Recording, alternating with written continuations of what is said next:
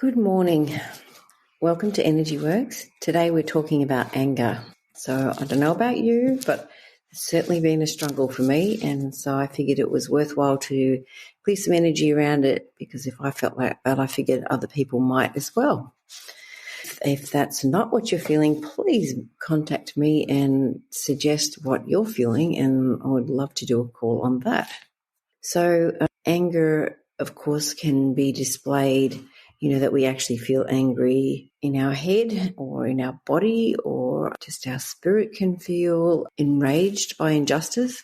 And so it's like learning to deal with these feelings that we're experiencing right now, and to know how to help ourselves and help others deal with the current situations. So I guess we can start with it's okay to be angry, because often we feel like particular feelings are not okay. And, we need to allow all our feelings to be felt, and whether we allow all those feelings and allow them to guide us to change our direction a little bit or to think a little bit differently is very important. So if you feel angry, where do you feel it? Like if we talk about where emotions reside, often anger and resentment and feeling galled and aggressive, all those feelings usually bother the liver and the gallbladder. So, and then you might wake up. Or if it's more to like the grief side of it, then it might be more like lungs and large intestine. So where in your body do you feel these difficulties? So we're going to go into the sacral chakra, which is below your belly button, sort of goes right around the back, around your sacrum. And it's about balancing money, sex and power, which I guess is what's happening right now. So I'm going to use Jenny Rosengreen's book, 1,000 Positive and Negative Categorized Beliefs. All right, I create healthy boundaries for myself and others. And boundaries is about being able to say no. It's about being able to say no to others and no to bugs. So we need healthy boundaries to stay well. And also it's fine to give service to people and to help other people. But if it gets to the point where it doesn't feel healthy anymore, or it doesn't feel right, then we're going into self-abuse, which is not good either. So we want to have those good boundaries that we are helpful and we're, a great person in the community, in the planet, to send love and light to people around us. But, not at the expense of our health and our sanity and our happiness. So the sacral chakra is reacting to feelings.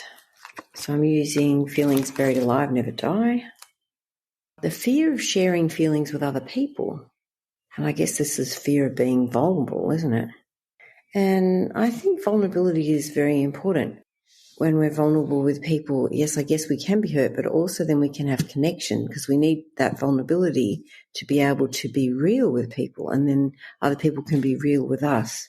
And I think, in this day and age, we need honesty and reality to help ourselves get through. All right, something in our timeline: age 7, age 11, age 15, age 18. So I don't know if any of these ages mean something to you or what it might remind you of. So let's say also, so it's okay to be angry. That's good now. It's safe to be angry. That's okay. I know how to diffuse my anger. So this has got a generational component of not knowing how to diffuse your anger. Dad's side, dad's dad, the women. So we can have stuck feelings from our genes, and they can surface, and sometimes those feelings can be very intense, and we, might find it hard to know how to cope with those feelings. All right, so now we're going to do a bit more on diffusing anger.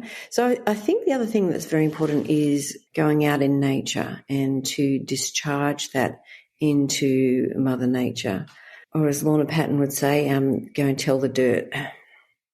So now we're going to go into the solar plexus chakra, which is, of course, about our personal power and our ambition and, what we're going to take action on. And what is it that you've been wanting to take action on but you just haven't? What comes up is self-consciousness. So Are you feeling self-conscious that if you do something, it won't be acceptable or it won't be good enough, that you'll be angry with yourself with the result if it's not perfect?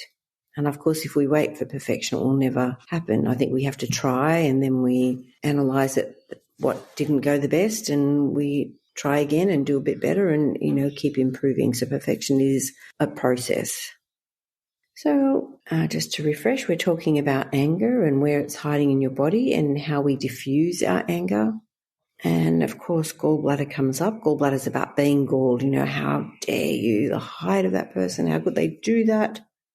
All right, and rosemary oil comes up. So rosemary oil is about change and transition. Rosemary assists individuals who struggle with learning difficulties. It brings expansion to the mind, supporting individuals in receiving new information and new experiences. So this may not be like learning difficulties in the traditional sense of the word. This could be, difficulty changing how we deal with our anger, or changing how we diffuse our anger, or changing or learning new ways to express all of our feelings so they're allowed to be freed from our body. So if you're having difficulty to adjust, you would use the rosemary oil. So Catherine's managed, I'm breaking out in eczema frequently, and I think it's because I'm angry about COVID. Understandably so. And so that's why I chose to do this call on anger, because I'm struggling too, and it's not healthy for me to store all that anger in my body, and allowing that anger out rather than it being in our skin. All right, so if we look up, I'm just going to look up eczema and feeling spirit alive. Let's see what comes up. Unresolved feelings of irritation. Yeah, so it makes you feel irritated.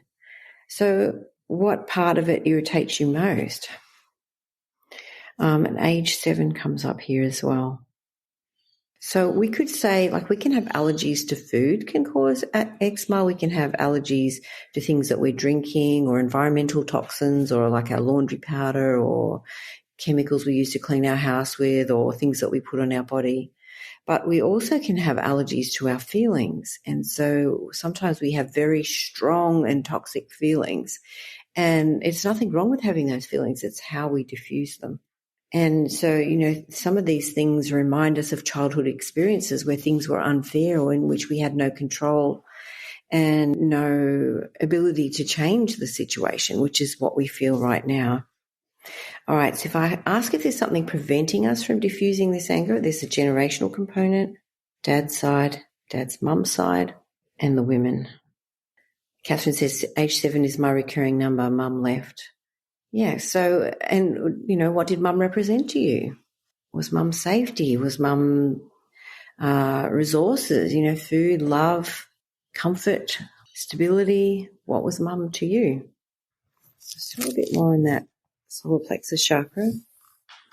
All right, I am confidently creating my world. So how would your world look?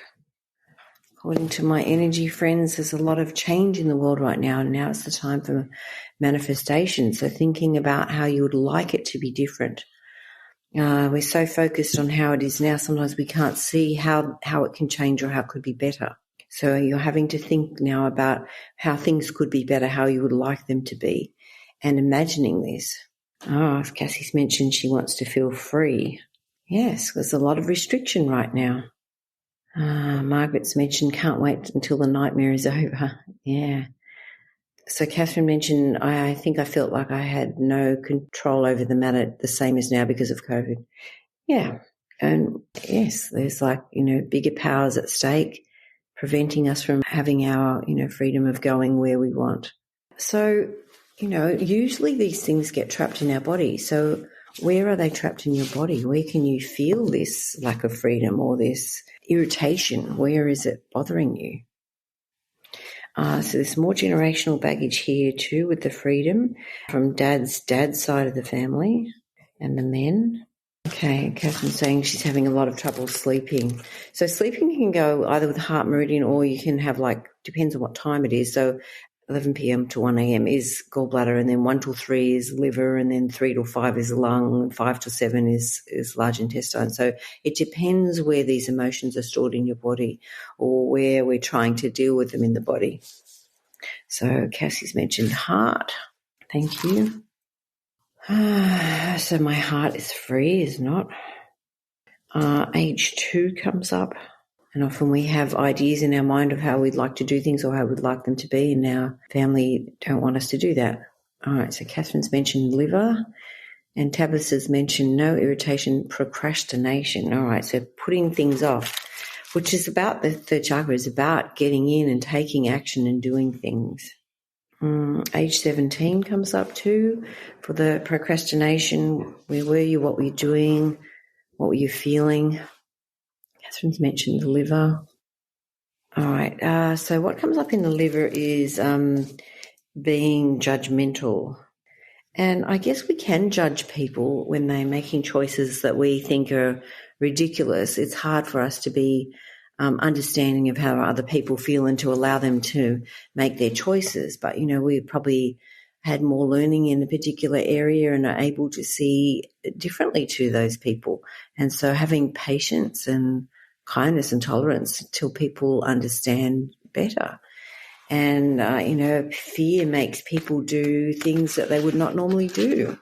And, people that are desperate also take risks or do things. All right, so Catherine's judgment of the government, big time. Yeah, I think a lot of people are. And I guess, not to defend the government, but no government has had this experience till now. So I'm sure there's no rule book to teach them exactly how to do what we're doing right now. And I guess if we're criticised, we tend to fire up too. So it's like being able to be gracious as we offer suggestions or things that bother us. I think it's important that we have a voice. Tabitha's mentioned, could it also be feeling judged, questioning ourselves? Absolutely. I think this is a big thing at this time. We're having a lot of pressure to act in the way the government would have us act. And I guess for them, they're seeing with the information that they've been fed, which may be misguided, they're taking action. So I guess they feel a bit judged too. So let's say I no longer doubt myself, because our feelings are true to us. It's not a matter of doubting our feelings. It's a matter of understanding and taking action and knowing how to deal with these feelings. Okay, so Catherine's saying she feels judged by the person she lives with. So we always talk about that. If you point at someone, we can say, okay, I'm going to blame you, but there's 3 fingers that are pointing back at us. So what we're seeing in the other person sometimes is what we don't like about ourselves. So they're mirroring to us our own feelings. So when we judge someone, it's probably because we feel annoyed that they have that weakness that we don't like. And so also if you think about someone judging you, perhaps a quarter of it is right, but you have to allow the other person that's judging you to own the rest. So we can listen to the judgment and we can, analyze, is there some truth in this? Can I make changes? What would be a helpful change for me? How could I do things a little differently to feel stronger and more aligned with my heart, that I'm actually following my heart and doing what my heart asks me to do? And now we'll go into the heart chakra.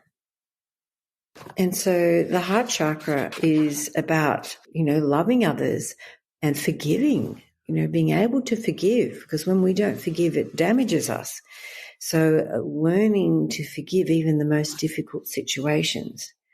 And, I think the best example I ever have heard of that was a lady called Immaculée Ilibagiza, and she was in the Rwandan genocide. And, she lost all her family and everything and was kept alive by a man from the opposite side, 8 women in a small toilet. And, she had to go through this whole process of anger and, accepting God and then being able to forgive. And, she made a huge difference. And, she had a lot to forgive. She went and met the person that killed her family, and she forgave them. So, that's a big-hearted thing to do, isn't it? To forgive those that injure us and to forgive those that are causing us pain and suffering. Okay, so an oil called black spruce comes up. All right, so black spruce is about stability. All right, black spruce is an ally. So, sorry, this is from the Essential Emotions book. All right, black spruce is an ally in dealing with fear, especially subconscious generational fears.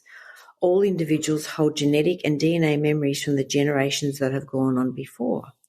At times, individuals may struggle under the weight of fears that didn't originate with them. Black spruce helps them gain clarity about fear-based memories and release them from the mind and body, freeing themselves and others in the process.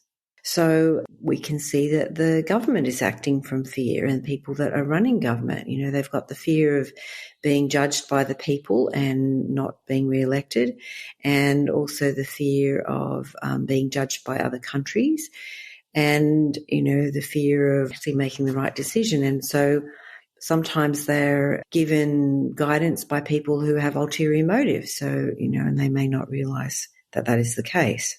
So another oil that you might use with this could be vetiver oil. Can we get some oil to the government? Go, Margaret. Well, when we learn to clear energy, we have a plug and play list. And so you could plug in the vibration of an oil for the government or for the country to help people have the feeling as if they've had that oil or the vibration of that oil, we could say. Definitely. And we can pray. I think our prayer is very important. And the more people pray, the more help we have divinely. Tabitha says, I have to make friends with vetiver, smells like mud. Put it with wild orange and just start with a very, very small dose. I guess we don't like dealing with our problems, and some of the problems that we have come generationally or from our childhood, and some things are very painful, but we can't ignore them. It's like having a splinter. We can't ignore the splinter. Eventually it will fester and it has to come out. So I think the same with the feelings that are stuck from our childhood. So we use the vetiver oil to go through the unpleasant things, but to get out the other side. All right, so by returning my energy back down to the earth, I ground and discharge myself, remaining powerfully present with whomever I surround myself or whichever task I work on. So, yes, vetiver, we joke that it smells like tree sap or, it's very earthy smell. But put it with something that's light that helps you, maybe peppermint or wild orange. All right, I stay true to my path to reach the deepest root, finishing the things I start, grounded in the present moment, and staying present through my emotional catharsis, observing and honouring my reactions. So, our reactions are this guide of where we're stuck, what we are having difficulty with. And, when we want to up-level, this is what happens. All the things that are preventing us from up-leveling are presented to us and are things that are in our way, things that we must address and things that we must clear. All right, I feel comfortable being here. My crisis completely resolved, my soul restored, and my ability to absorb life renewed.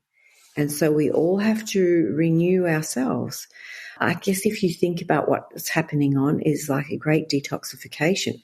We have to change our thinking and let go of the way of thinking and the habits that go along with the bad thinking, the self-criticism or the judgment of others and self, and having a healthier view on ourselves, having a healthier view on life, trusting divinely that these things that are happening are necessary for better change. And even though we can't see the better change right now, I do have faith in the Saviour and in what happens, and that we are in His hands and He loves us and cares for us and cares about how we feel. And so we must put our trust in this higher power to help us get through the difficult times. So we might want to use frankincense at this time too. Frankincense is the oil of truth. We want to see the truth. We want to know the truth. and we want to take action. And also this is about connection to God and, our Heavenly Father and our earthly Father. All right, my consciousness is expansive and I create new perspectives based in light and truth. So we're having to open our mind to how things can be different and, to allow the things that we've been stuck on to be processed and to pass through. All right, my soul is connected with its inner light and reveals my truth. I'm lovingly nurtured and guided as I undertake big things. And I guess that's what we're doing right now. We're really undertaking big things, a change in the consciousness of the world, a change in the consciousness of how we feel about things. I guess it's a growing up in a way, taking care of ourselves and being able to exist in a manner that is sustainable for us and healthy for us. Maybe we can dedicate our call today to Australia and to our governments and to the planet as well in terms of lifting the vibration and helping people to diffuse their anger and their fear and to be able to go back to divine trust. So a story pops in my mind of a lady that I think this must have been during Second World War times. She was very ill. She had tuberculosis and was basically in, I forget what the name, where they take them to sort of like a place to be away from people and to recover or to live out the end of their lives. And I think her husband came to visit and by some miracle she fell pregnant. And even though you would have thought being pregnant when you were dying was terrible, apparently tuberculosis makes big holes in your lungs. And what happened was as the baby grew, it pushed the lungs together and the scars in the lungs and the holes in the lungs were able to heal. So this baby actually saved her life, even though you would have thought it was the worst thing ever. It enabled her lungs to heal. And so sometimes miracles come in strange ways, in the ways that we think are not miracles or that we think are the worst thing ever. But it's like learning then to trust that the things that are presented to us are actually for our highest good and our greatest learning. And, this is the opportunity for us to be leaders, that we show people how to diffuse our anger. We show people how to pray, how to meditate, how to communicate divinely, and how to trust the feelings that we have in it are there for a reason and for us to process and to listen to our bodies and to move our bodies so that the energy that's stuck within it can be transmuted into action. All right, so in our aura now, so layer 5 of the aura. So it's about the master copy of the physical body. So leaking energy. So we can leak energy if we've been wounded, if there's like holes in our energy field. It's like the energy leaks out. So we're wanting to clear our aura now. So now we're going to talk about our vibration. So our vibration is like where we're operating from. Low vibration is like shame, fear, guilt, anger. High vibration is peace and love. So we need to lift our vibration if we've been stuck in anger. Yeah, so very low vibration, around 40 out of 1,000. So we really don't want to stay in that low vibration. We need to lift our vibration. It's very important for things to change. We have to be the light. We have to lift our vibration. We have to lead and show love and be an example to those around us. All right, so this is Dr. David R. Hawkins. He wrote this scale of consciousness. So in between 30 to 50 is guilt. And it says not too far from shame is the level of guilt. So shame is the lowest. When one is stuck in this level, feelings of worthlessness and inability to forgive oneself are common. So, we have to say to ourselves, look, whatever decision I made then, I did the best I could with the knowledge I had at that time.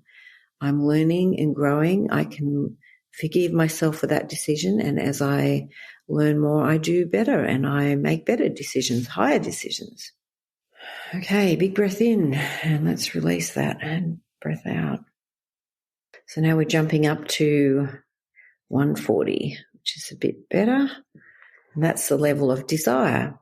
So desire is a major motivator for much of our society. Although desire can be an impetus for change, the downside of that is that it leads to enslavement to one's appetites. This is the level of addiction to things such as sex, money, prestige, or power.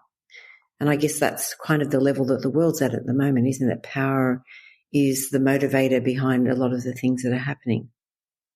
All right, big breath in and out. All right, so now we've jumped up a bit higher now. We're up to 380, much healthier state to be. And this is the level of acceptance. So here's where you begin to set and achieve goals to actively push yourself beyond your previous limitations. So up to this point, you've generally been reactive to what life throws at you. Here's where you turn that around, take control, and become proactive. So there's some better vibration to be at, isn't it? To be actually proactive and doing something. Taking one small baby step forward, even if it's just small. Just do one thing towards the goal that you've set. Take one step. Just do something today. Okay, big breath in and out. Yasmin's saying, I love Vetiver. Well, it's very calming, very grounding. When we get all in our head and angry and flustered, it helps to bring us back to earth. Okay, another breath in and out. All right, so now we're getting up into the 500s, 560. And this is the level of joy. So we need to find joy. What brings you joy? How can you give yourself joy? So according to Dr. Hawkins, he said, this is the level of saints and advanced spiritual people. So this is what you are. You are saints and good people that love others and try and do good in the world. And you are advanced spiritual people. People that see what's really going on right now are advanced spiritual people. Not everyone is at that level now. So we have to exercise our power in a good way to lift and show love and light in the area that we stand. And even though we can't light the whole world, if we all individually light the area that we're in, all those lights make a difference. And it's like, I guess, if you go out at night and you've got little lights in the backyard, those small little lights make enough to see, to go from one step to another. So we're the light. We're lighting the pathway for other people to see. So operating from your heart, allowing your heart to tell you what you need to do, who you need to show love to, how you can show light in your community is important. And to show and shine that light, we have to be in a good place. We have to be divinely connected, discharging the negativity through the earth on a daily basis to allow that conduit to pass through us, and so the light can shine out through our heart to other people. If people look at the energy field that's given out by the heart, it's huge. And our heart actually has its own intelligence. And so we need to learn to operate more and more from that heart intelligence. Okay, big breath in. All right, jumping up again. So we've got into the vibration of 630, which is peace. All right, so this is according to David Hawkins. Peace is achieved after a life of complete surrender to the Creator. It is where you have transcended all and have entered that place that Hawkins calls illumination. Here, a stillness and silence of mind is achieved, allowing for constant revelation. Only 1 in 10 million people will arrive at this level. And he said that's 0.1%. That's a very small percentage. And we only need like one matchstick light in the dark to make some difference. So even if you feel your light is little and not much, it is still light. And that connection to the divine and keeping that constant spiritual connection alive is your most important work on this earth right now. Because as you keep that constant, I'm going to call it revelation or inspiration coming, then you take action in the best way possible. And as you feel inspired to do something, to call something, to write something, to do something, take action. The world is more and more willing to listen to these things because they're desperate. So you must be that light that you're called to be. Make no mistake, there's only a few people that will be doing this, but you're needed, and you're needed to be the people of light that hold the rest of the world up. So let's check in now before we end our call. Where are you still feeling it? Catherine said, I feel like I'm there with my writing. Yeah, beautiful. And, keep writing and keep saying and, sharing what you're writing and, write the books that you feel called to write. You trust that they will get out there. Even if one person reads it and they make a difference, that one person will shine their light. I one time went to the States for a doTERRA conference, and I was also teaching the Energy Works. I only had one person to teach, and I was a little embarrassed about that. I got a very kind message from someone that had to write in the middle of the night at that time, telling me that it was important that I teach that one person and that one person would make a difference. And so, we need to pull our egos into line and go back to our heart and that divine inspiration that we feel, and be humble and teachable so that we are able to be the light that we need to be. Feel your anger, express your anger, discharge your anger, and then hook back into the light. It must be a constant cycle that we do. And it may have to be an hourly basis at the moment while things are so difficult. But I believe in you. I believe that you're here for a purpose, and you came at this time to be light. You didn't come here to hide. You came here to be light to those around you. And no matter how much they laugh or ridicule you, do not stop.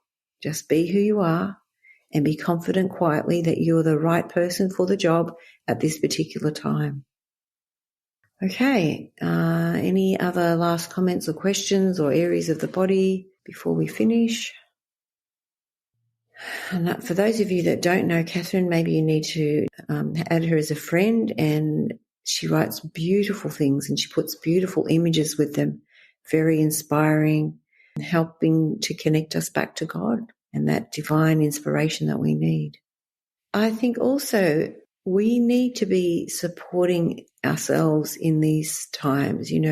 If you need help from others, get help, even if you need to exchange energy with someone in some way, like, make a meal for someone if you need a session with someone, or offer something if you don't have the money to pay for a session, offer some sort of service and talk to whoever you think you need help from. Go regularly and have a massage, and I have reflexology done, and I try and have chiropractic as well because I'm doing a physical job and I need to have my body aligned to function in my best possible state.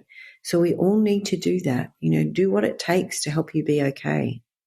That is your responsibility, to be your best self so that the light can shine through you. Thank you, everybody. I hope you have an amazing day. Keep shining, keep being your light, even if it's just small. See you.